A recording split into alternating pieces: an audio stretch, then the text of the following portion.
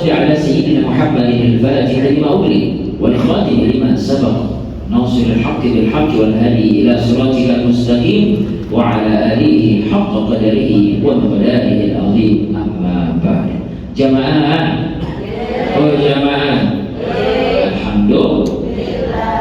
Alhamdulillah adalah kata yang pantas kita ucapkan karena Allah Subhanahu wa taala masih memberikan kita keimanan, keislaman di dalam hati kita sampai-sampai masih bersemayam kuat harapan kita, cita-cita kita hidup dalam keadaan Islam, istiqamah dalam keadaan Islam, meninggal dalam keadaan la ilaha illallah.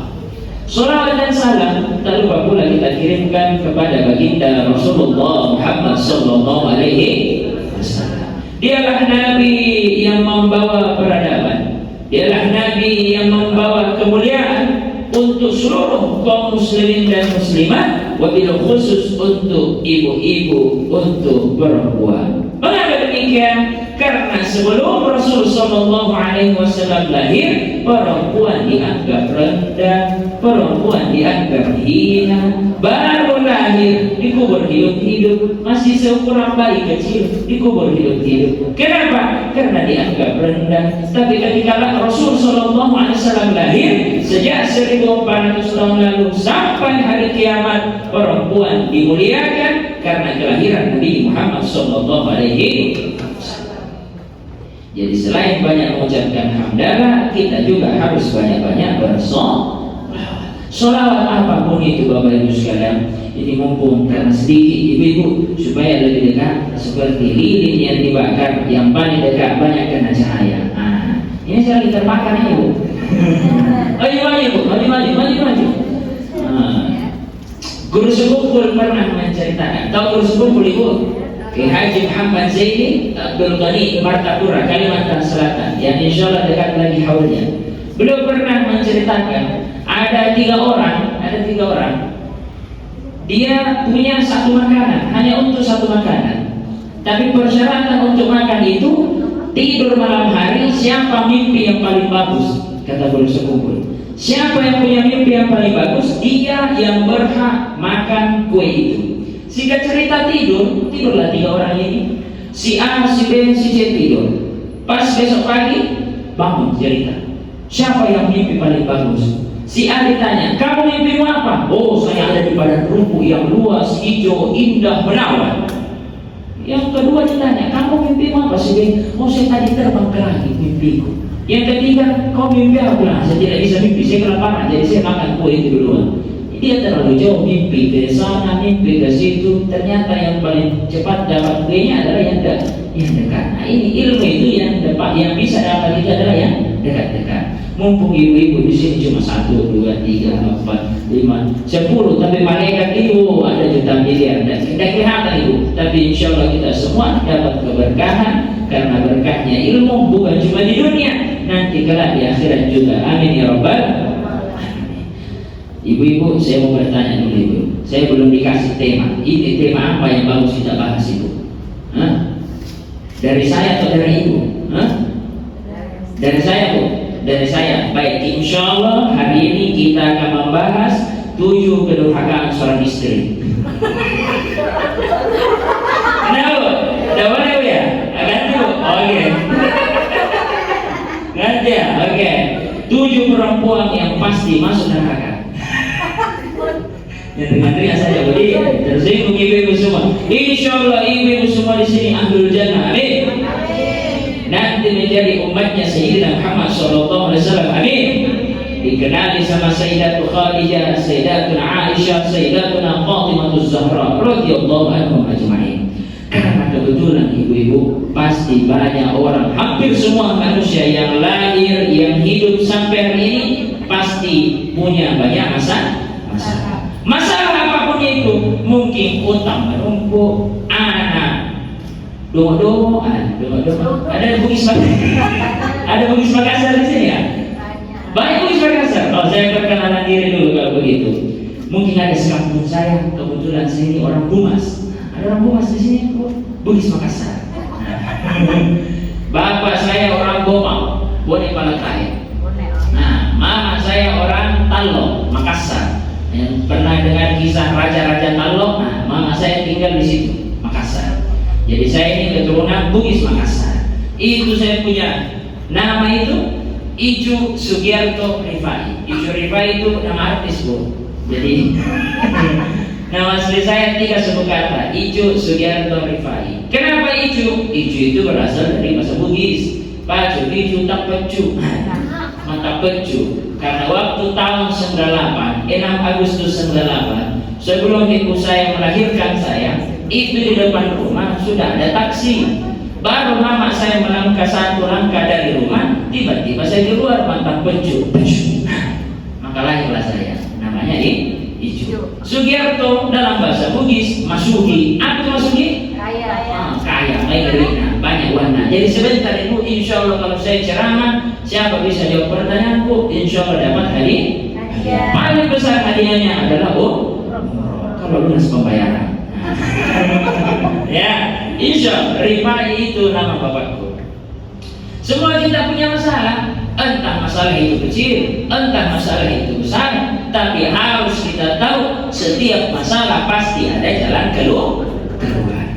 Apapun masalah ibu, apapun masalah bapak, pasti ada jalan keluar. Kenapa bisa? Karena Allah tidak pernah memberikan satu masalah kecuali ada jalan keluar di dalamnya. Mana dalilnya? Allah berfirman dalam surah Al-Baqarah ayat paling terakhir, posisi sebelah kanan, tidak tahu halaman berapa. Apa yang dikatakan Allah? A'udzubillahi minasyaitonir rajim. La yukallifullahu nafsan illa wus'aha. Tidaklah orang itu diberikan pembebanan kecuali dia sanggup dan mampu. Tapi setiap kita punya masalah, Bapak Ibu sekalian, tidak ada jalan keluar yang paling utama kecuali menambah ketakwaan kita. Kenapa bisa? Allah sendiri jawab lagi di dalam Al-Quran. A'udzubillahi minasyaitonir rajim. Wa may yattaqillaha yaj'al lahu makhraja. Siapa yang bertakwa di hadapan Allah, Allah pasti akan berikan jalan keluar terhadap seluruh masalah yang dia hadapi. Jadi konsep jalan keluar, Bapak Ibu sekalian, harus pondasinya adalah takwa. Ciri tanda daripada orang bertakwa adalah mereka yang gemar menjadikan keningnya akrab dengan sajadah. Apa maksudnya? Mereka gemar bersujud. Ibu, mumpung ini bulan Rajab ya. Bulan Rajab dikenal bulan Isra wal Mi'raj. Siapa tahu kisah Isra Mi'raj itu? Siapa yang tahu? Nabi Muhammad sallallahu alaihi wasallam diperjalankan. Apa nih? Hadiah ini? Oh, itu, masya Allah. Ibu tidak anehnya, saya sudah punya itu. Jadi sejak pertanyaan dapat 1 mic. Nabi sallallahu alaihi wasallam diperjalankan. Siapa yang memperjalankan? Adalah Allah. Mana dalilnya? Udah apa saya tidak tahu ini. Saya tidak tidur aja, masih pagi di sini. Allah berfirman dalam Al-Quran surah Al-Isra ayat pertama, A'udzubillahi minasyaitonir rajim. Subhanalladzi asra bi'abdihi lailan minal masjidil haram ilal masjidil aqsa. Maha suci Allah yang telah memperjalankan hambanya. Kapan diperjalankan? Malam hari. Dari mana? Masjidil Haram. Kemana lagi? Ke Baitul Maqdis atau Masjidil Aqsa. Di ayat yang lain, dari Baitul Maqdis naik ke Sidratil Muntaha, Rasulullah sallallahu alaihi wasallam bertemu dengan Allah Subhanahu wa taala. Kita bahas sedikit tentang peristiwa Isra dan Mi'raj. Kalimat dalam ayat Subhanalladzi, Maha suci Allah. Kata guru kami Syekh Muhammad Mutawalli Sya'rawi, beliau orang Mesir itu, telah meninggal kurang lebih 25 tahun yang lalu. 98 beliau meninggal. Beliau punya kitab tafsir namanya Tafsir Asy-Sya'rawi. Bukan beliau yang nulis, yang nulis adalah murid-muridnya selama beliau pengajian seperti ini. Nama tafsirnya Tafsir Asy-Sya'rawi. Di dalam surah Al-Isra ayat pertama, Allah Subhanahu wa taala berfirman, A'udzubillahi minasyaitonir rajim. Subhanalladzi, setiap kalimat subhana di dalam Al-Quran Ibu, pasti kata setelahnya adalah peristiwa yang menggemparkan. Belum pernah terjadi sebelumnya dan tidak akan terjadi setelahnya. Ketika peristiwa Isra dan Mi'raj ingin diceritakan oleh Allah Subhanahu wa taala, dalam surah Al-Isra dibuka dengan kalimat Maha Suci Allah. Subhanalladzi, Maha Suci Allah. Apa? Asra, memperjalankan hambanya dari Masjidil Haram ke Baitul Maqdis, itu Arab Saudi, ke Palestina, berjam-jam naik pesawat Ibu. Naik pesawat saja berjam-jam.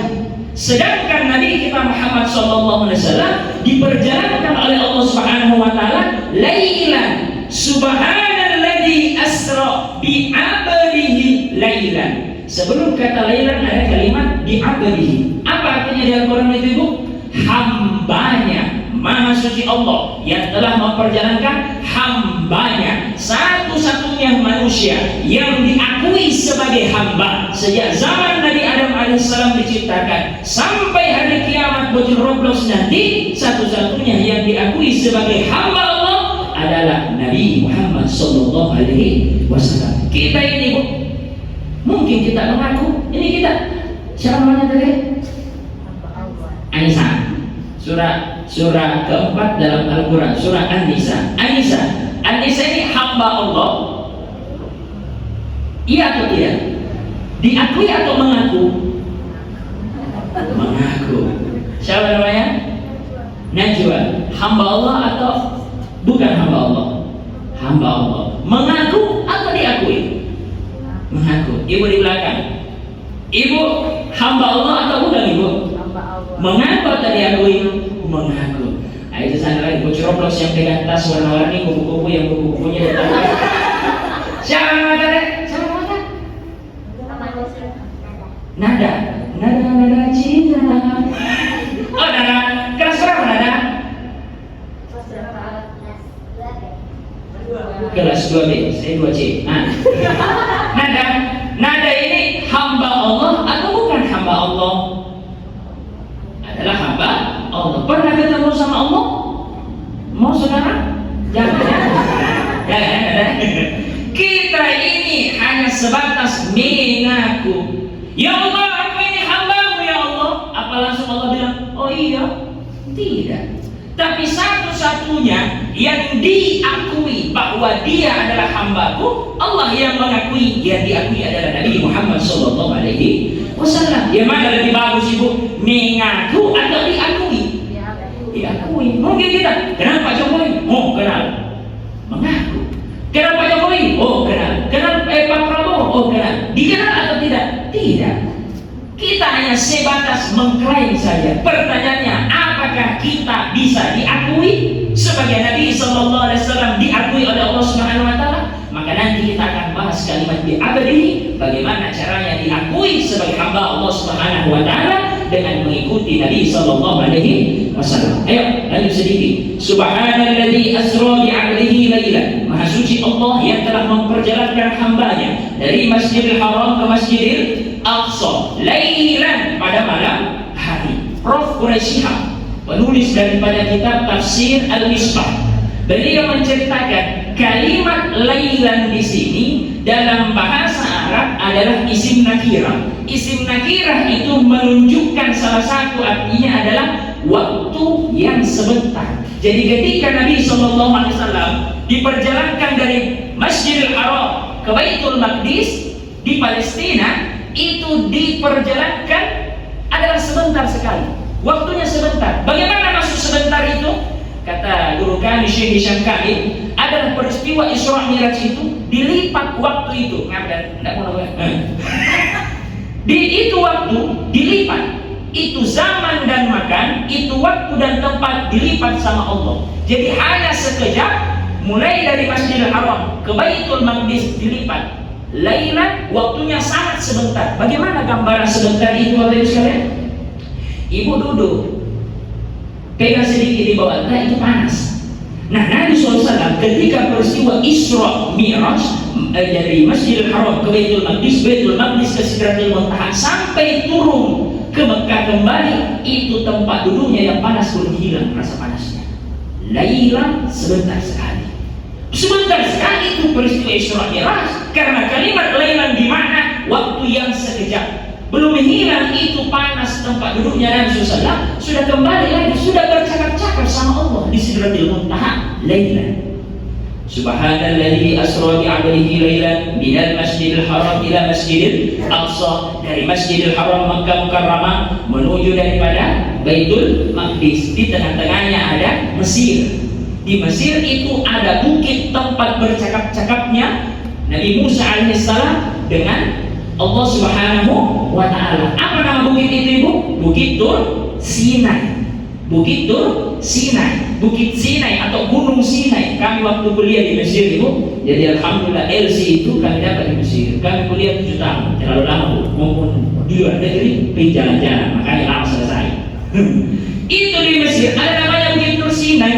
Ada di situ gunung tempat berdirinya Nabi Musa alaihissalam, dan di sekitarnya hancur itu gunung. Kenapa bisa hancur? Karena pernah Nabi Musa alaihissalam request sama Allah, ya Allah, aku ingin bertemu padamu. Allah berfirman, tidak bisa Nabi Musa.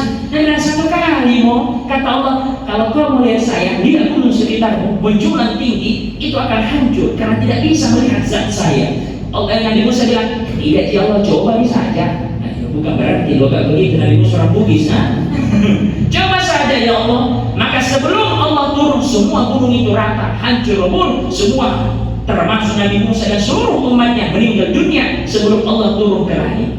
Di situ gunung kelihatan. Nabi Muhammad SAW ketika peristiwa Isra dianjurkan sholat sunnah 2 rakaat di tempat Nabi Musa alaihissalam berdiri.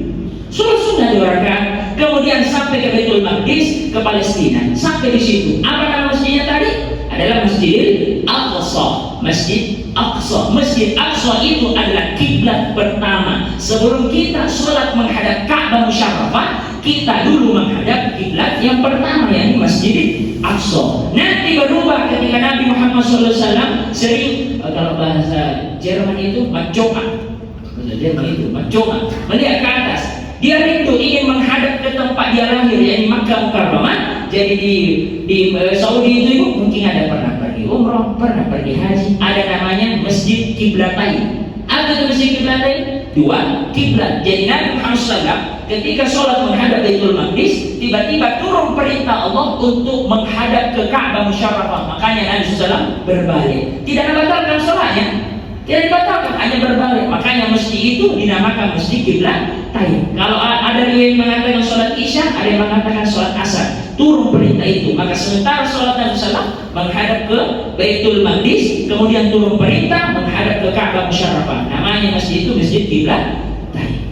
Sampai Nabi SAW ke Masjidil Aqsa, apa yang dilakukan Nabi? Diperintahkan menjadi pemimpin sholat, menjadi imam sholat. Nabi Muhammad SAW menjadi imam, sedangkan makmumnya adalah seluruh al-anbiya yang pernah Allah ciptakan, yang pernah Allah utus. Mau itu nabi, mau itu rasul, semua menjadi umatnya Nabi Muhammad SAW, semua menjadi bagian makmumnya Nabi Muhammad SAW. Satu saja nabi yang tidak menjadi makmum. Siapa itu, Ibu? Nabi Isa alaihissalam. Kenapa Isa? Karena Nabi Isa sampai sekarang belum meninggal, lagi nongkrong-nongkrong, nyantai-nyantai, nongki-nongki, dan orang Makassar, nongki-nongki di langit keempat, menunggu Dajjal turun. Jadi kapan nanti Nabi Isa alaihissalam turun, barulah Dajjal itu keluar, nanti saling bunuh, menanglah Nabi Isa alaihissalam. Semua Nabi, kecuali Nabi Isa, menjadi makmumnya Nabi Muhammad SAW. Setelah itu, datang lagi malaikat Jibril. Jadi dari Masjidil Haram ke Masjidil Aqsa, naik apa namanya, Bu? Naik apa? Kendaraannya Nabi SAW? Naik buruk. Apa itu buruk? Apa? Makanan yang diikat dengan daun pisang, itu burasa. Buruk. Apa itu? Orang Bugis ya? Orang Bugis? Bukan, burasa itu makanan khas Bugis. Dia ada kalau misalkan Idul Fitri, Idul Adha. Insya Allah. Burung itu tidak tinggi daripada kuda, tidak kecil daripada keledai. Burung namanya. Naik dari Masjidil Haram, Masjidil Aqsa. Masjidil Aqsa naik ke Sidratil Muntaha. Naik ke langit, ada ada 7 langit yang dilewati Nabi Sallallahu Alaihi Wasallam. Langit pertama ketemu Nabi Adam alaihissalam. Langit pertama ketemu Nabi Adam alaihissalam. Langit kedua, langit ketiga, langit keempat ketemu Nabi Isa alaihissalam. Kemudian naik lagi, dari langit 1, 2, 3, 4, langit kelima. Siapa langit kelima itu? Adalah ini Nabi, banyak jasanya kepada umat Nabi Muhammad SAW. Siapa Nabi itu di langit kelima? Nabi Musa alaihissalam. Lalu langit ke-6, langit ke-7 ketemu dengan Khalilullah. Siapa itu Khalilullah? Adalah Nabi Ibrahim alaihissalam. Kemudian setelah itu naik ke Sidratil Muntaha. Di langit ke-7 malaikat Jibril bilang, "Oh Muhammad, tugas saya sampai sini saja. Saya tidak bisa lagi lanjut untuk bertemu Allah karena tugas saya hanya sampai sini. Saya tidak bisa bertemu dengan Allah Subhanahu wa taala. Silahkan kamu naik di atas." Kemudian bertemu dengan Allah Subhanahu wa taala. Nabi Muhammad SAW bercakap-cakap. Ada 2 pendapat ibu. Ada yang bilang Nabi Muhammad tidak melihat Allah. Ada pendapat mengatakan Nabi Muhammad menyaksikan Allah. Kita belajar di Mesir lebih condong kepada pendapat kedua. Jasadnya, ruhnya, apa yang ada di rambut sampai ujung kaki, hatta sendalnya Nabi Muhammad SAW sudah berhadapan dengan Allah Subhanahu wa taala. Tapi tidak usah digambarkan di pikiran ibu, nanti sembarang gambaran. Setelah itu bercakap-cakap sama Allah, dikasihlah perintah. Apa perintah itu? Melaksanakan sholat. Kita mundur sedikit ibu. Kenapa bisa terjadi peristiwa Isra Mi'raj? Pertama karena meninggal paman tercintanya Nabi Muhammad SAW. Wafat pamannya, bapaknya Sayyidina Ali karramallahu wajhah. Siapa bapaknya Sayyidina Ali? Ali bin Abi Thalib. Abu Thalib meninggal dunia. Tidak lama menjelang setelah meninggalnya Abu Thalib, meninggal istri tercinta Sayyidatuna Khadijah. 2 orang meninggal, kekasih Rasulullah SAW, paman tercinta, istri tercinta meninggal di tahun yang sama. Tahun itu disebut dengan Amul Hazin atau tahun kesedihan. Sedih Rasulullah SAW, maka diberikanlah hadiah perjalanan Isra dan Mi'raj dari Makkah Mukarramah ke Baitul Maqdis Palestina naik ke Sidratul Muntaha. Apa diberikan sama Allah? Adalah sholat. Berapa rakaat? 50. Allah memberikan hadiah kepada Rasulullah SAW. Muhammad, ada hadiah sholat 50. Nabi ini orang polos. Ya Allah, makasih banyak ya Allah. Turun langit ke-7, langit ke-6, langit ke-5. Ada Nabi Musa. Ditanyalah dia sama Nabi Musa AS. Oh Muhammad, dikirain kok. Ini bahasa Jerman kan? Supaya bisa paham. Dari mana Muhammad? Dari ketemu Allah. Apa yang kau dikasih? Kata Nabi Musa AS. Oh, saya dikasih sholat 50 rakaat, kata Nabi SAW. Kemudian Nabi Musa mengatakan, udin deh. Bagaimana kau dikasih 50 rakaat Muhammad? Kami ini tidak sanggup. Aku ini, kata Nabi Musa SAW, aku ini adalah manusia paling tinggi, paling panjang umurnya, paling tinggi badannya, umatku besar-besar badannya. Dia saja jangan ke 50, di bawah 50 tidak bisa. Sedangkan kamu Muhammad, umat yang paling pendek umurnya, paling kecil bentuknya, dan turut jadi. Itu orang Makassar bilang begitu. Sudah kecil, hitam, hidup lagi. Umatku itu pendek-pendek dari Muhammad. Mau minta 50 rakaat tidak bisa. Saya yang besar saja tidak bisa, apalagi kamu yang dan turut. Pergi minta. Nabi Muhammad SAW mengatakan, apa yang minta dong? Minta korting, foto, diskon. Naik. Ya Allah, Nabi Musa bilang terlalu banyak. Bisa kau potong sedikit? 45. Oh 45 ya Allah, terima kasih. Turun lagi. Nabi Musa bilang, kiu. Berapa? Nabi Muhammad SAW bilang 45. Alhamdulillah. Nabi Musa bilang, oh tidak bisa Mama, tidak kuat umatmu, tidak bisa. Pergi lagi minta 45 turun ke 40 ke 35 30 sampai 5. Turun lagi Nabi Muhammad SAW 5 rakaat di bawah. Ditanya sama Nabi Musa, ya Muhammad, sisa berapa? Nabi Muhammad bilang 5. Nabi Musa bilang, oh masih banyak. Nabi Muhammad bilang, oh iya. Sudah turun naik 50 menjadi 5, masih banyak. Kemudian Nabi Muhammad SAW berkata kepada Nabi Musa, saya sudah malu di hadapan Allah. Para ulama mengatakan, kalau Nabi Muhammad SAW masih naik dari 5 ketemu Allah minta korting, besar kemungkinan kita tidak ada sholat gara-gara Nabi Musa alaihi assalam. Jadi itu Nabi Musa alaihissalam oleh para ulama itu ibu-ibu bapak terkenal sebagai nabi yang cerewet, tukang protes. Ternyata cerewet dan protes ada hikmahnya. Jadi ibu-ibu tidak apa-apa cerewet sama suami. Tidak kedengaran juga. Dengarnya dulu ya, tidak apa-apa. Untuk apa? Untuk kebaikan. Seandainya Nabi Musa alaihissalam tidak cerewet, Nabi Musa alaihissalam tidak suka ngatur, besar kemungkinan kita punya sholat 50 kali sehari semalam. Tapi cuma 5. Allah di situ dikisahkan dalam hadis tersebut, seandainya Nabi Muhammad masih minta rasa cintanya Allah kepada Nabi Muhammad SAW, kita tidak ada sholat. Kenapa? Karena saking cintanya, apa yang diminta Nabi Muhammad SAW pasti Allah ijabah, pasti Allah kabulkan. Tapi Nabi Muhammad malu, turunlah dia sampai ke tempat duduknya. Itulah dikatakan lailan, sebentar sekali prosesnya, walaupun kalau secara logika sangat lama. Turun. Siapa sahabat yang paling pertama ketemu dengan Nabi Muhammad SAW ketika selesai peristiwa Isra dan Mi'raj? Adalah Sayyidina Abu Bakar As-Siddiq. Apa yang dikatakan Sayyidina Abu Bakar? Nabi, dari mana kita urusan? Kata Nabi SAW, oh, saya dari Palestina. Naik ke langit, ketemu Allah. Apa yang dikatakan Sayyidina Abu Bakar? Sadaqta ya Rasul. Cocok, betul kamu ya Rasul. Coba kita, bapaknya, suami ibu, dari mana bapak? Oh, saya tadi dari Palestina. Pasti kita bilang orang gila. Tuh Bogor, tapi orang Makassar. Aneh-aneh. Ini Nabi Muhammad SAW. Nah, Sayyidina Abu Bakar As-Siddiq bertanya dari mana ya Rasul? Nabi bilang dari langit. Apa yang dikatakan Sayyidina Abu Bakar? Betul kamu ya Rasul. Diakui tanpa protes. Makanya Sayyidina Abu Bakar mendapatkan gelar As-Siddiq. Apa artinya Siddiq?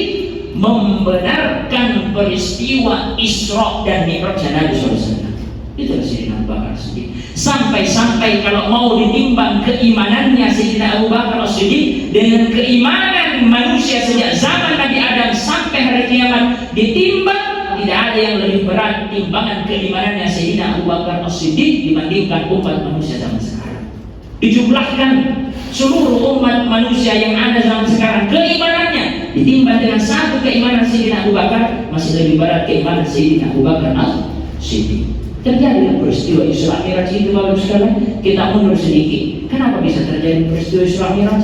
Karena Nabi sedih, meninggal pamannya, meninggal istrinya, diberikan hadiah jalan-jalan. Selain jalan-jalan apa? Dapat hadiah selanjutnya sholat 5 waktu. Apa yang bisa kita petik dari hikmah Isra Mi'raj ini bagus kan? Setiap ada masalah dari Allah, jalan keluarnya adalah sholat. Wa may yattaqillaha yaj'al lahu makhraja. Orang yang bertakwa, setiap dia punya masalah pasti diberikan jalan keluar, dengan catatan kalau kita punya masalah Bapak Ibu sekalian, besar atau kecil, sering-sering curhat di hadapan Allah di atas sajadah di sepertiga malam kita. Jangan curhat di sosmed, di Instagram, di WA, di Twitter, di Facebook. Ya Allah, hilang sendalku di masjid nih. Ya Allah, aku diputus dengan pacar nih. Untuk apa? Allah tidak punya Instagram, Allah tidak punya Twitter, tidak punya Facebook, tidak punya WA. WA-nya Allah adalah sholat. 2 rakaat, 4, 4, 3, 4. Hubungi Allah, masalah Anda selesai. Hanya seperti itu. Wa may yattaqillaha yaj'al lahu makhraja. Kita bertakwa, Allah jadikan jalan keluar. Selesai sampai situ, tidak ada lanjutan ayat.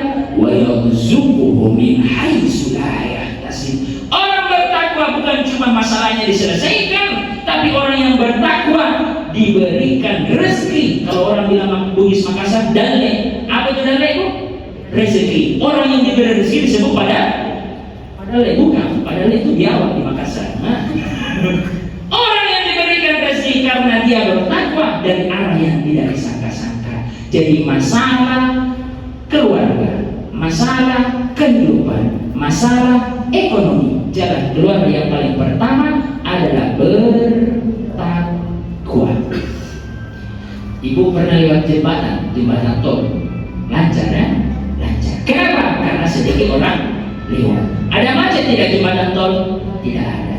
Kalau kita berbisik sama Allah di atas sajadah, seluruh penduduk langit mendengarkan bisikan kita di sepertiga malam begitu lancar. Kenapa bisa? Karena jalan tolnya lagi sepi. Orang lebih banyak tidur di atas kasur, pakai piyama, ngorok. Kita berwudu, sholat, sujud di hadapan Allah, sekali berdoa. Kata Imam Syafi'i, orang yang berdoa itu seperti dia memanah, pasti tepat dalam sasarannya. Begitulah doa orang yang melaksanakan tahajud. Apakah kita boleh melaksanakan tahajud sebelum tidur? Boleh atau tidak, Ibu? Boleh, karena kalimat tahajud itu berasal dari kata jahada, tertahan, tidak bisa tidur. Orang bisa tahajud walaupun tidak tidur. Sayyidina Abu Bakar As-Siddiq di usia tuanya, beliau tetap melaksanakan tahajud setelah sholat isya, kemudian setelah sholat ba'diyah, selanjutnya tahajud. Kenapa? Takut nanti ketiduran, tidak bisa bangun sebelum subuh. Beliau baru bisa bangun pas azan subuh. Makanya Sayyidina Abu Bakar As-Siddiq sholat tahajud sebelum tidur. Sedangkan Sayyidina Umar bin Khattab radhiyallahu anhu, beliau melaksanakan tahajud setelah tidur walaupun 15 menit lamanya tidur. Jadi kalau ada bertanya, apakah boleh melaksanakan sholat tahajud sebelum tidur? Boleh. Apakah setelah tidur? Boleh. Siapa yang tidak boleh? Yang tidak sholat. Oke. Pertanyaan selanjutnya, bagaimana kalau kita melaksanakan sholat tahajud? Bagaimana rakaatnya? Masna, genap. Mau 2, mau 4, mau 6, mau berapa? Dengan catatan ditambah 1 terakhir witr. Apa itu witr? Sholat witir. Apa itu sholat witir? Adalah ganjil. Banyak orang salah paham di Ramadan. Saya tidak mau sholat witir setelah tarawih karena nanti setelah witir tidak bisa tahajud. Sotah. Itu orang Bugis Makassar bilang. Sotah. Kenapa bisa sotah? Itu witir bukan penutup. Itu witir dalam bahasa Arab al-witr, yakni ganjil. Jadi boleh orang sholat witir setelah melaksanakan tahajud, boleh orang boleh melaksanakan tahajud walaupun sudah witir setelah tarawih. Ayo masalah selanjutnya. Insyaallah panjang umur kita ketemu Ramadan. Allahumma barik lana fi Rajab wa Sya'ban wa balighna Ramadan. Ketemu tarawih setelah sholat isya, ba'da isya. Setelah ba'da isya sholat tarawih. Di sini ada budaya ceramah ya, ceramah setelah tarawih. Di Makassar ada begitu. Setelah sholat isya dianjurkan ba'da isya. Apa itu ba'da isya? 2 rakaat setelah isya, karena 2 rakaatnya setelah isya lebih banyak pahalanya dibandingkan 1000 rakaat tarawih di Ramadan. Jadi Bapak Ibu sekalian, kalau sudah sholat isya jangan langsung tinggalkan, duduk bicara sama ibu dan ibu usahakan paksakan berdiri 2 rakaat setelah isya, karena 2 rakaatnya setelah isya di dalam Ramadan lebih besar pahalanya dibandingkan 1000 rakaat tarawih. Sholat isya wajib, sholat ba'diyah sunnah, kemudian masuk tarawih. Ibu tarawih mungkin 8, mungkin 20, pokoknya dengar. Setelah itu ibu melaksanakan witir, mau 1, mau 3, mau 5, mau 7, mau 9, mau 11 witir. Pertanyaannya adalah, ibu kan pulang dari masjid, makan, tidur. Setelah tidur, ibu mau melaksanakan tahajud. Apakah boleh melaksanakan tahajud setelah witir? Boleh. Pertanyaan selanjutnya, apakah boleh witir setelah tahajud karena sudah witir tadi setelah tarawih? Witir itu 2, boleh 1 kali, boleh 3 kali, tidak boleh 2 kali. Kenapa? Karena 1 tambah 1 sama dengan genap, 3 tambah 3 sama dengan genap. Jadi witir itu boleh 1 kali tadi setelah kita tarawih witir, kemudian ditambahi. Kalau mau 3 kali silahkan. Witir 1, witir 1, witir 1. Ganjil tambah ganjil tambah ganjil sama dengan genap. Tidak boleh 2. Saya sudah witir 3 kali di masjid tadi, 3 rakaat. Kemudian setelah tahajud saya mau lanjut witir 1 kali. 3 tambah 1 sama dengan 4. Itu genap, dia bukan witir. Jadi witir boleh 3 kali, boleh 1 kali. Tidak boleh 2 kali. Ibu boleh witir, boleh tahajud walaupun telah melaksanakan sholat tarawih, walaupun tidak tidur ataupun telah tidur.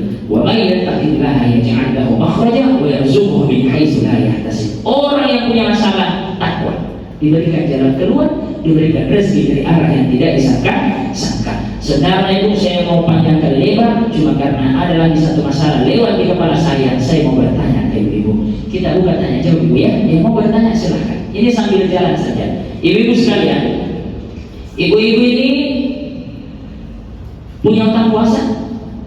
Punya utang puasa? Iya Bu, saya belum sampai di pertanyaan itu. Punya utang puasa, alhamdulillah. Kalau misalkan Ibu punya utang puasa 2025 pasti sudah dibayar seperti Ibu tadi karena sudah loh. Alhamdulillah. Pertanyaannya sekarang, mungkin kita pernah lupa berwudu, masuk 3, keluar 1, usia masih bocil, ya masih umur 19 tahun, 20 tahun, ya. Baru diingat sekarang. Mungkin kejadian ini tahun 2000. Ibu punya utang 1 Ramadan. Sekarang baru ingat 2025. Bagaimana cara bayar utang Ramadan itu? Ada yang bisa jawab? Bagaimana Bu? Dengan cara dikodok. Berapa puasa Bu? Tadi utangnya di 2001. 2025 berapa dibayar? Adalah kodoknya berapa? Adalah di menurut Ibu. Nah, berapa Bu? Kan dikodok. Utangnya tahun 2000. Baru ingat 2025. Utangnya 1. Berarti 2025 kodok bayar 1. Ini adik siapa? Siapa? Ibu, Ibu berapa Ibu? 1. Ibu 1 di belakang. Nah, Ibu yang di depan? 2. Nah, ada lagi berapa? Berapa? Ini tidak ada salah langsung masuk neraka, tidak. Ini belajar, kita belajar. Nah, di belakang berapa? 1 utang puasa di tahun 2000 mau dibayar di 2025. Berapa utang puasa yang harus dibayar? Pendapat pertama mengatakan 1, pendapat kedua mengatakan 2. Nah, pendapat ketiga? Apa Bu? Ini kita belajar sama-sama. Adalah memang tidak bisa bicara Ibu. Adalah berapa Bu? Adalah 2. Pendapat kedua, pendapat pertama adalah 1. Apa? Ya dibayar karena utangnya 1 di tahun 2000, sekarang 2025, maka jumlah utang yang harus dibayar adalah tetap 1. Karena 2022-nya lunas ya. Iya Bu. Tidak ada hubungannya dengan tahun yang dilewati. Anda punya utang tahun 2001 ya 1, Anda bayar 1. Kodokan utang puasa dibayar dengan utang puasa. Puasa itu utangnya maka dibayar dengan cara berpuasa. Cuma karena sudah lewat beberapa tahun Ramadan, maka tidak cukup untuk 1 puasa saja, harus ditambah dengan membayar fidyah. Apa itu fidyah? Memberikan makanan kepada fakir. Untuk 1 utang puasa, 1 orang fakir miskin, 1 porsi makanan. Jadi kalau tahun 2000 Ibu punya utang 1, selain kodok puasa ditambah memberikan 1 fakir miskin untuk 1 porsi makanan untuk mewakili 1 utang puasa. Kalau utangnya kemarin 7, posisinya seperti ini, tahun 2000 punya utang 7, 2025 mau dibayar, maka tugas Ibu puasa kodokan 7 hari ditambah dengan bayar fidyah 7 untuk 7 fakir miskin untuk 7 porsi makanan. Pertanyaan selanjutnya hadir, bagaimana kalau misalkan porsi makanan takarannya berapa? Misalkan ini makanan, ada ya, ada minum juga ada. Bagaimana kalau misalkan gambaran daripada porsi makanan? Ibu, sama lah Ibu. Ibu Jira, porsi makanan sekali makan tadi pagi 15.000, punya utang 7, maka 15 dikali itu 7 porsi makanan. Kalimat porsi makanan yang dimaksud adalah 1 kali makan si pemilik utang. Kalau misalkan sekali makan 20.000 kali 7. Kalau sekali makan 100.000 dikali 7. Porsi makanan Ibu sekali makan. Kalau sekali makan saya 3.000, masih 3.000. 30.000 dikali 7, begitu. Jadi satu utang puasa untuk satu fakir miskin mewakili satu porsi makanan. Jadi kalau utangnya 7 fakir miskin, 7 porsi makanan. Itu aman Bu ya, tidak ada masalah insya Allah. Ini cara bayar utang untuk orang sehat. Bagaimana kalau misalkan sakit, ada orang tua kita, tua renta, puasa sedikit cakwa, itu cakwa, bahasa bunyi itu muntah. Kalau puasa sedikit tiba-tiba naik mahnya, orang tua renta sudah tidak bisa. Atau orang yang sakit, kalau misalkan dia tidak makan tiba-tiba drop dan lain sebagainya. Bagaimana orang seperti itu? Dia punya utang tahun 2013 misalkan. Caranya cuma bayar dia tidak bayar utang puasa. Jadi tetap dia bayar utang puasa, tapi lewat jalur memberikan makan fakir miskin, bukan berpuasa. Kalau tadi orang sehat berpuasa dan memberi makan, sedangkan orang yang tua renta atau sakit-sakitan hanya memberikan makanan sesuai jumlah yang dia tidak berpuasa. Ayo, di bulan Rajab dianjurkan orang untuk banyak-banyak berdoa. Kalau kita mau dapat Lailatul Qadar, Bapak Ibu sekalian, rajin-rajin menanam. Ibu dibilang Lailatul Qadar bukan simsalabim abrakadabra, tapi cara mendapatkan mulai dari Rajab hari ini. Rajab itu bulan menanam, Sya'ban itu bulan menyiram, Ramadan itu adalah bulan memanen. Tidak bisa ibu memanen kalau tidak pernah menanam. Ibu tidak bisa memanen kalau ibu tidak pernah menyiram. Maka tanam dari sekarang, perbaiki amalan ibu. Banyak berdoa, banyak beristighfar, banyak bersedekah. Kenapa? Nanti kita siram di Sya'ban. Rajab itu Sayyidul Istighfar, Syahrul Istighfar, bulan beristighfar. Dianjurkan banyak beristighfar, meminta ampun kepada Allah, banyak-banyak berbagi. Supaya apa? Masuk Sya'ban lebih rajin, masuk Ramadan belum punya giliran berbagi puasa, sudah sejak hari pertama sampai 30 hari berbagi. Kenapa? Karena sudah terlatih dan terbiasa di bulan Rajab. Bulan Rajab itu dianjurkan kita banyak berdoa, Rabbi ghfirli warhamni wa tub alayya. Dianjurkan banyak bersedekah. Orang yang gemar sedekah banyak pahalanya, tidak terputus-putus. Orang yang gemar sedekah mustahil miskin. Orang yang gemar sedekah mustahil miskin. Bagaimana konsepnya? Saya punya guru, beliau ini selain beliau kaya terus, saya lihat secara langsung. Kita tidak usah bahas dalil Al-Qur'annya. Beliau ini dia punya usaha, tanahnya ini disewa. Setiap tahun dibayar sekitar 3 miliar. Setiap daripada 3 miliar itu beliau ambil alokasikan 300 juta bangun masjid. Setiap tahun seperti itu, rezekinya tidak pernah terputus. Di saat bersamaan beliau awet muda. Itu beliau guru saya, guru bahasa Indonesia, tahun 2013 di pesantren. Sampai sekarang beliau masih hidup. Tidak ada bedanya waktu beliau ngajar saya sampai hari ini. Bahkan guru saya diajar sama beliau. Sejak tahun awal 90-an wajahnya telah begitu, awet muda. Jadi orang yang gemar sedekah rezekinya tidak berkurang, malahan bertambah. Orang yang gemar sedekah wajahnya awet muda. Jadi bapak-bapak, ibu-ibu sekalian, kalau mau awet muda banyak-banyak bersedekah. Serius, ini dari tadi muda saya lihat kayaknya rajin sedekah ya? Atau memang begitu wajahnya? Memang begitu. Gemar sedekah. Orang yang gemar sedekah selain diberikan rezeki yang tidak putus-putus, dilancarkan seluruh urusannya. Orang yang gemar sedekah punya investasi akhirat. Apa maksudnya investasi akhirat itu? Kita sudah meninggal dunia, tidak bisa lagi melakukan amalan. Cuma karena gemar kita bersedekah, kita punya pahala mengalir. Contohnya apa? Misal ibu bersedekah masuk ke pesantren. Pesantren itu kebetulan lagi butuh yang namanya timba air. Timba untuk dipakai mandi anak pesantren.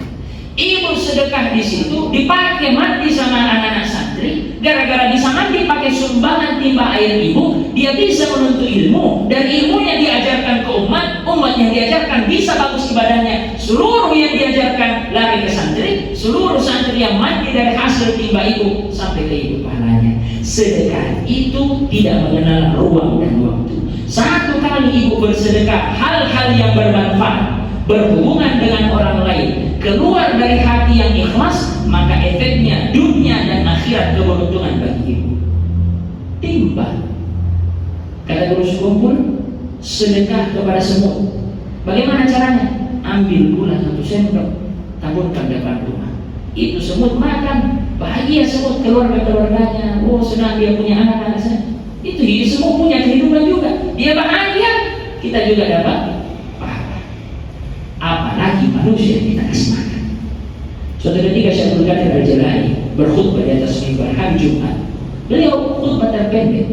Beliau hanya mengatakan, pahala membangun 1000 masjid tidak ada apa-apanya dibandingkan memberi 1 makanan kepada fakir miskin. Kalau ibu punya tetangga meraung-raung kelaparan dan ibu memberikan makanan kepadanya, ibu sudah lebih banyak pahalanya dibandingkan mereka yang membangun 1000 masjid.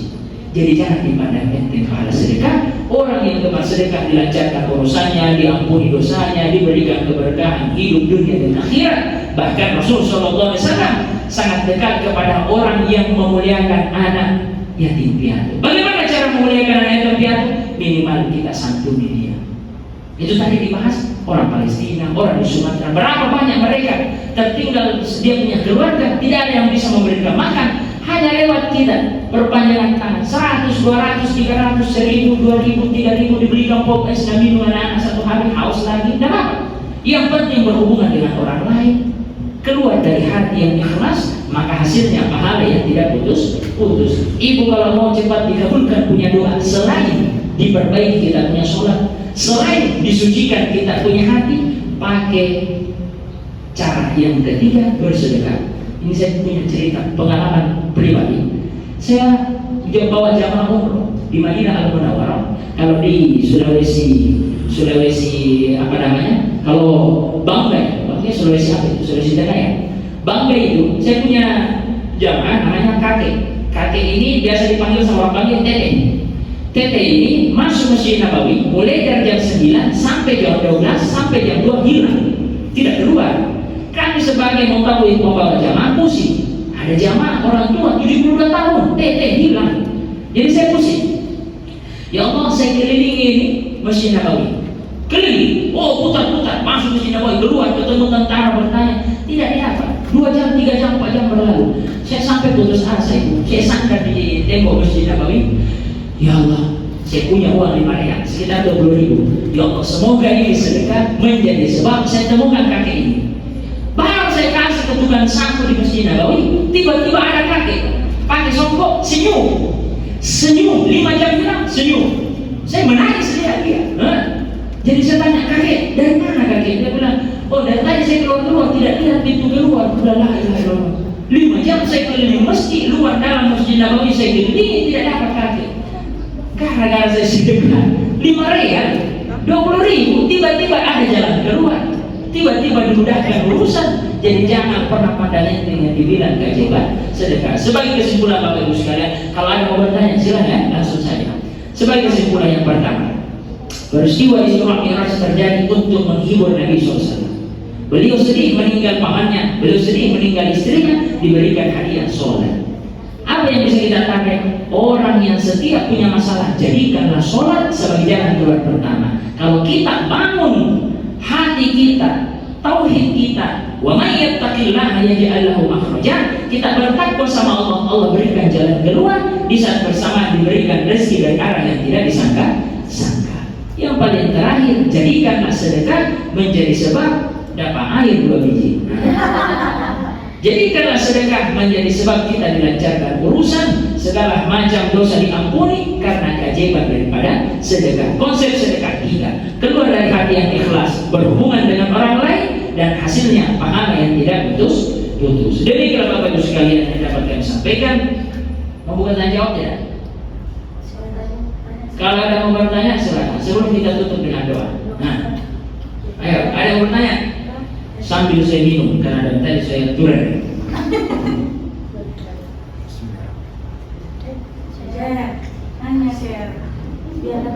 Saya itu punya kebiasaan di Makassar sedekah air minum.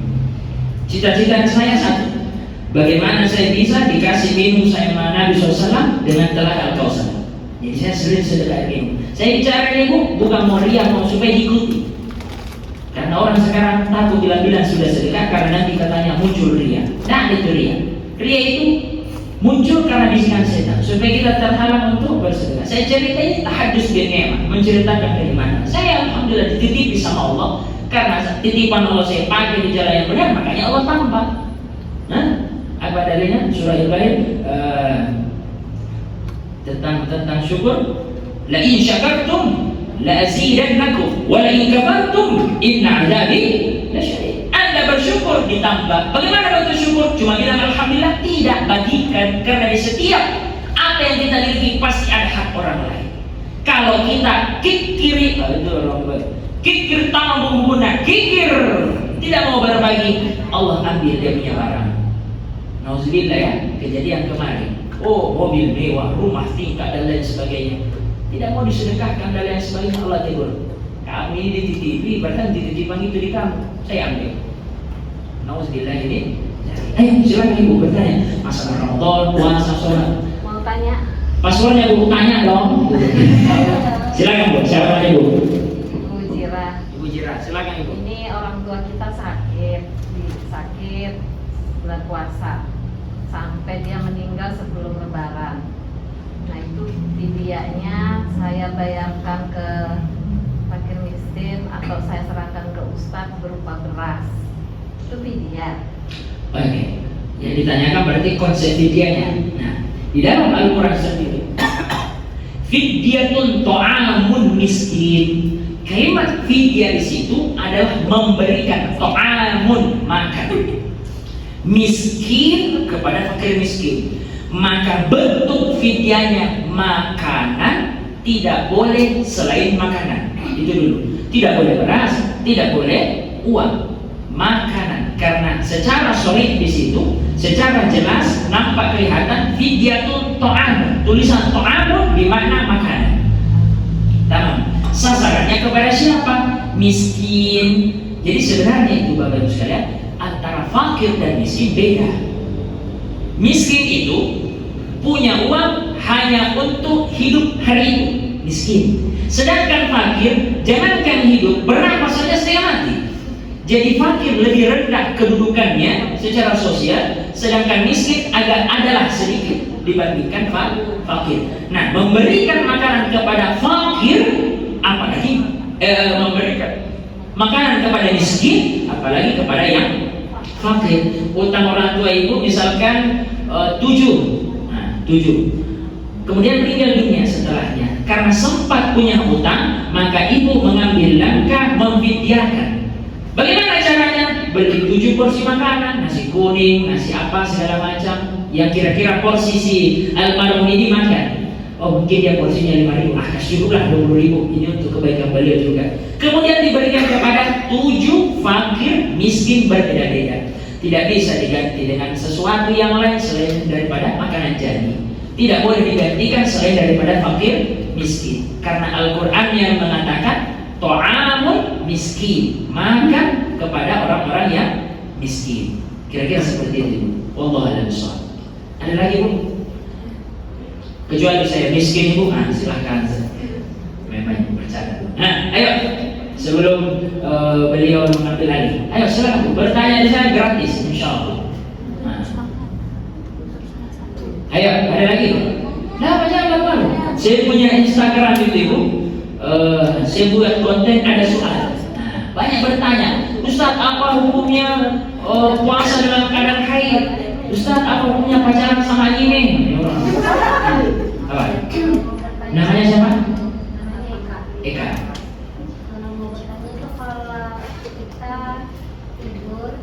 Kamu, jangan kita. Oh, iya. Ya kamu. Saya. Kamu. Itu.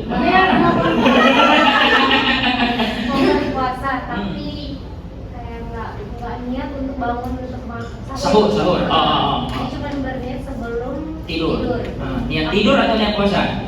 Sudah sekalian niat tidur, sekalian niat puasa. Oh, saya berniat tidur karena mau puasa. Oke, terus. Terus dia nggak bangun untuk sahur, apakah itu sah puasanya atau gimana? Tidak bangun di waktu sahur. Iya, tidak bangun. Ya, maksudnya tidak bangun sahur, puasa juga ternyata meninggal. Tapi sudah niat. Sudah niat, bangun kan? Setelahnya, Bangun. iya dong. Ya berbagi.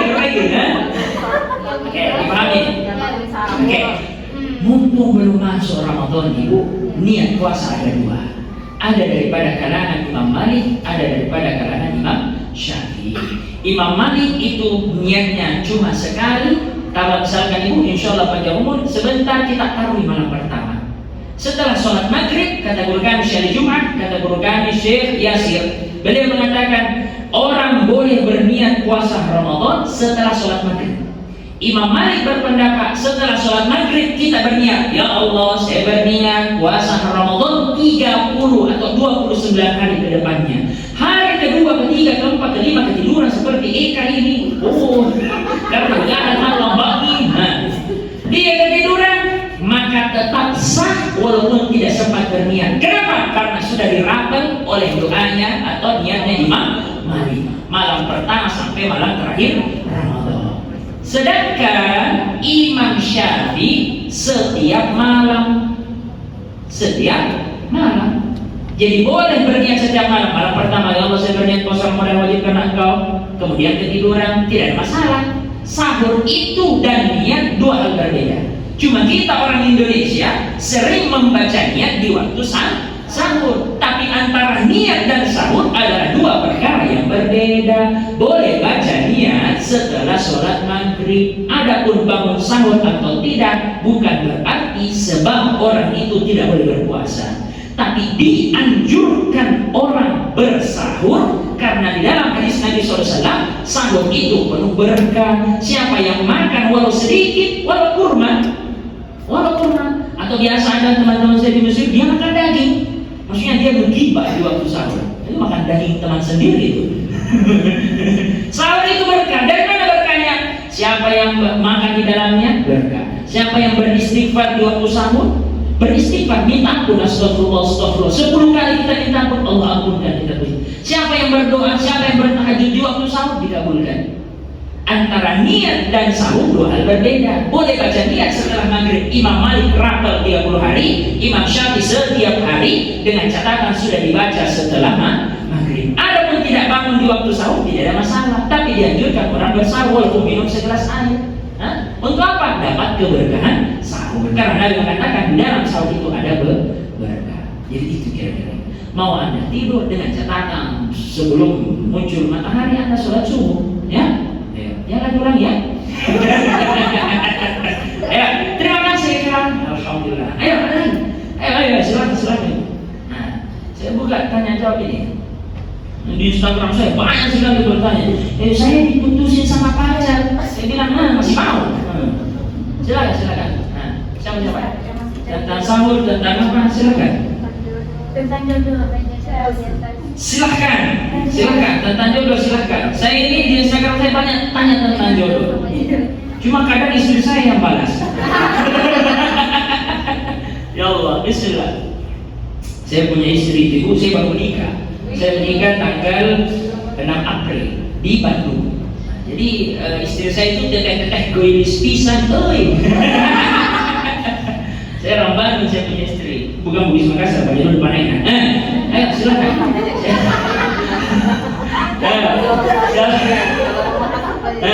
Gimana? Ada yang bertanya? Satu lagi. Itu modul, mau sholat bapak-bapak di sini. Nah, ayo. Satu lagi. Ayo. Tentang jodoh silakan. Oke. Dengan siapa? Saya Sherly Pak Ustaz. Sherly. Oke. Sherly. Suka nge-share berarti ya? Oke. Tinggal di mana Sherly? Tinggal di Karya Eta, daerah Karya Eta. Di mana itu ya? Oke, di situ lah ya. Nah, terus. Jadi Pak Ustaz, saya mau nanya. Saya mau jawab. Niat. Saya baru niat nih tahun depan kayak berharap semoga bisa segera menikah. Oke. Jodohnya belum ada. Oke. Nah, sambil saya mempersiapkan diri untuk ketemu jodoh itu, apa aja yang harus dilakukan kan? Oke, pertama kasih bapak dia ya. Oke, gini. Ada dalam Al-Quran kalau tidak salah surah Al-Kahfi, suatu ketika orang bilang dia punya tanaman, tumbuhan, dia mau panen besok. Dia bilang besok saya panen. Apa yang terjadi? Kena badai, kena hujan rusak. Apa masalahnya? Satu, tidak mengucapkan kalimat insya Allah. Kalimat insya Allah ini Bapak Ibu sekalian adalah kalimat yang sakral. Setiap apa yang ingin kita lakukan, goal, insya Allah tahun depan saya menikah, ada caranya, insya Allah besok saya memanen, insya Allah saya akan bangun, insya Allah. Karena kalau orang lupa kalimat insya Allah sampai dia kena celaka. Kenapa? Dia lupa kalimat insya Allah. Satu. Yang kedua, dalam hadis Nabi SAW, biasakan sukun, diam. Jangan pernah menceritakan ide, cita-cita, tujuan kepada orang lain. Kenapa? 90%, hadis Nabi SAW mengatakan 90% orang batal melakukan apapun, haji, umroh, nikah, beli motor, naik haji dan lain sebagainya karena terlalu cabina. Itu cabina bahasa Jerman. Apa? Terlalu dia cerita, besok saya mau tahu semua orang. Jangan. Kenapa? Bisa jadi lawan bicara itu ain. Apa itu ain? Lempar kebencian. Masya Allah, dimudahkan keluar dari mulut hati yang benci. Biasakan diam setiap punya rencana. Mau beli motor, mau beli HP, mau naik haji, mau jogging, mau apapun itu, mau salto-salto, mau nganta-nganta, apapun yang mau dilakukan, biasakan diam. Orang yang banyak diam banyak berhasil. Orang yang terlalu banyak cerita idenya biasanya gagal.